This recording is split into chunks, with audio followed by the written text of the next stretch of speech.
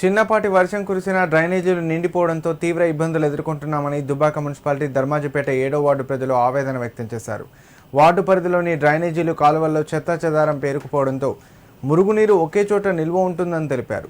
దీంతో ఒకవైపు దుర్వాసన, మరోవైపు దోమలు, క్రిమికీటకాలు విపరీతంగా పెరిగి తీవ్ర ఇబ్బందులు పడుతున్నామని పేర్కొన్నారు. విషజ్వరాల బారిన పడే ప్రమాదం కూడా పెరుగుతోందని ఆందోళన వ్యక్తం చేశారు. ఈ సమస్యపై పలుమార్లు అధికారులకు, ప్రజా ప్రతినిధులకు ఫిర్యాదు చేసినప్పటికీ ఎలాంటి స్పందన లేదని స్థానికులు ఆగ్రహం వ్యక్తం చేశారు. ప్రస్తుతం వర్షాకాలం సమీపిస్తోందని, చిన్న వర్షాలకే పరిస్థితి ఇలా ఉంటే భారీ వర్షాలు కురిసినప్పుడు తమ పరిస్థితి ఏమవుతుందోనని వాపోయారు. డ్రైనేజీలను పరిశీలించేందుకు వచ్చిన అధికారులు, నాయకులు నిర్మాణ పనులు చేపడతామని చెప్పడం తప్ప ఇప్పటివరకు సరైన చర్యలు తీసుకోలేదని ఆరోపించారు.